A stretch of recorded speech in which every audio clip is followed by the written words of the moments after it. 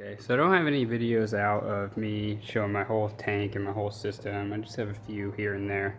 So I wanted to do this video to show my whole system and what it's all about. It's a 120 gallon tank, 48 by 24 by 24. And I set it up about 5 months ago or so now. And it's been running pretty good for a while. What I really wanted to do with the aquascape was make this side all acros SPS over here and have this side really dedicated for Euphyllia. But I had a problem with the flow. I was running two PP8s in here and those weren't giving me enough flow, so I went out and I bought a Gyro 250. This pump's really good. I actually really like this. Just installed it last night and its flow is pretty impressive. It was blowing stuff up at 20% that was just sitting there for who knows how long. But that limited me on what I could do on this island over here, because this torch right here, this Holy Grail torch, this guy was sitting over here and getting just hammered with flow. So I guess now I have to just be conscientious of where I'm putting those guys, because frog spawn's doing pretty good. It's has some good flow in here. So I think I'm going to build up the rock a little bit back there and kind of build up into this corner a little more. And I should be able to put some more Euphyllia in there where it's a lot lower flow. I have these other frags here. These are all the ones I showed last week from Worldwide Corals. I also finally got my frag rack off eBay, and that thing took like almost 2 weeks to get here. Super slow. But these guys are all doing really good. I actually saw one day one of these acans was stinging the blasto, but the blasto looks completely fine. It recovered. And then you got everything over here on this frag rack. This thing glows. I don't know if you can see it. Yeah, this thing just glows under the blue light. So we got a couple mushrooms here. This is the best one, the interstellar mushroom. That thing looks awesome. Anyways, this is more about the tank. So have about eight fish in there or so. And we had to evict the flame angel, and I'll show you what we did with the flame angel, because the flame angel was eating the acants.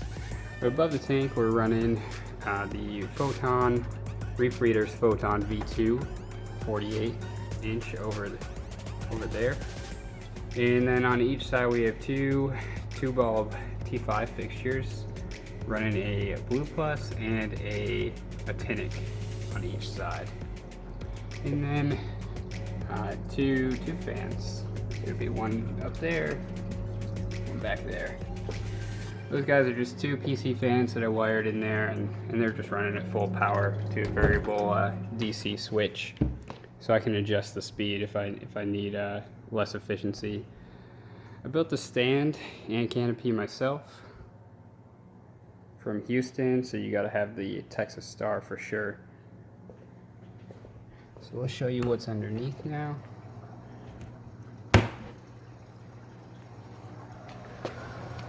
So underneath we have the Emerald 39 sump from Trigger Systems. I guess I'll start back here. We have a temperature controller. This one is going to be able to control heat and cooling. Unfortunately I don't have a long enough cable to put it up to the cooling, so I just have it controlling heating right now, and the fans up in the canopy just run 24/7. We have the Skims 161 skimmer here. This thing is taking me a while to get tuned in, but with the help of some guys over on Rico's Reef Tank live streams, they're helping me get this dialed in. It's almost there. I got to play with it a little bit more today, and it should do really good, because it's really good once you get it dialed in. It's just keeping it dialed in is pretty hard. I was having trouble with it, so they walked me through it. And then I have a DIY algae scrubber here. It's nice and shiny. And this guy is doing pretty good. I didn't get a lot of growth on it for a while, and I just cleaned it. You can see it's growing pretty good. The only problem I'm having now with it is it's getting more of like a gel-like algae, which is kind of weird to me. Almost like a gel fish food instead of like a stringy hair algae. So I'm just gonna leave it and see what happens. Below there in the refugium chamber, since we have the scrubber up there, I'm just running a bunch of media. I had a whole bunch of pond matrix in there. That's for if I have a quarantine system, which I have a couple, and I get some new fish, I could just take some media out of there, and then the quarantine is ready to go, and I don't have to worry about anything. Also have one of the big marine pure blocks back there. I have a silly video on setting that up for my #1 subscriber, Bert, also known as Billy. We actually changed his name because he's really upset about being called Bert, so we had to change that.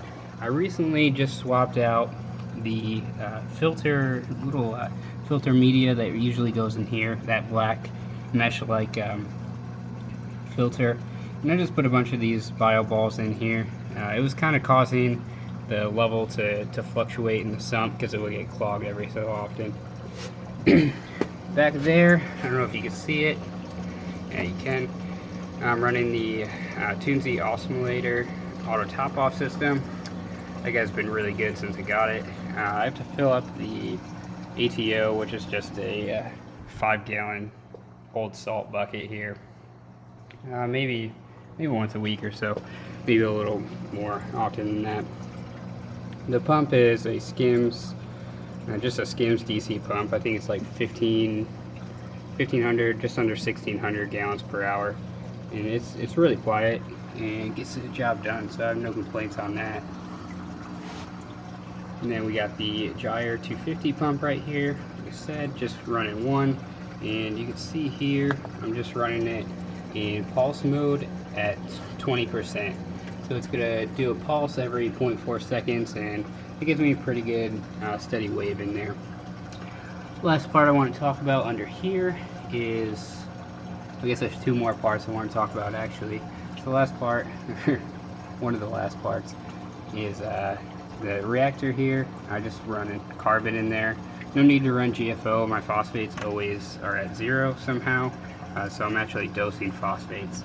The real last thing I actually wanted to talk about was my drain system here. I'm running a full siphon and then an open channel on both sides. So I have these gate valves here to adjust that accordingly. And then those all get fed into here. If I could do this plumbing again, I would have plumbed it a lot more cleanly and had all those pipes possibly connecting to one bigger pipe. And instead of putting them all in here, I would have probably put the open channels, just plumbed them up over this chamber here. So those ones are really for emergency. They're not really there to function very much. So, but that's what happens when you rush things and you're new. So I also would have probably hardlined the return line here. I don't think I'm going to keep that flex tube for very long. And then the returns are just plumbed up over the back with PVC. I'll show you that. So those just come up and over. And that's pretty much it for this system. I don't think there's anything else I need to talk about on here. It's running pretty good. I just can't get these acros to open up very much. I'm not sure why. They should be in plenty of flow right now. But I don't know, we'll see what happens. Everything else is doing pretty good. I ordered some Red Sea color program, but I'm nowhere near ready to start on that, just because this is based on your calcium dose, I suppose. So however much calcium you're using is how much you're supposed to judge this off of. However, I'm not really using any calcium, so there's no need to really dose right now. When I do need to dose alkalinity or calcium, I'll be using BRS 2-part, and I'm going to order a J-Bow dosing pump once I get sick of hand dosing pretty much. Right, so up here we got the Innovative Marine 25 Lagoon system. This system's really good, and this came to be because I had to remove that Flame Angel. It took me 2.5 hours to finally catch that guy, tearing the whole tank apart.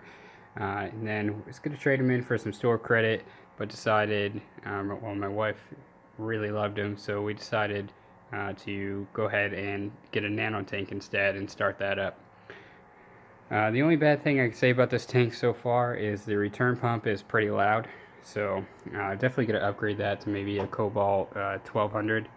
That light right here is not touch sensitive, it's just broken right now, so they're sending me a new one. Just a temporary light. The light I'm going to go with, I think, over this tank is going to be the AI Prime. I think that's a pretty good bargain, and it's a really good price and power. So I'm running the Caddy, Intermediate Marine Caddy in here. I had to break up the bio balls here.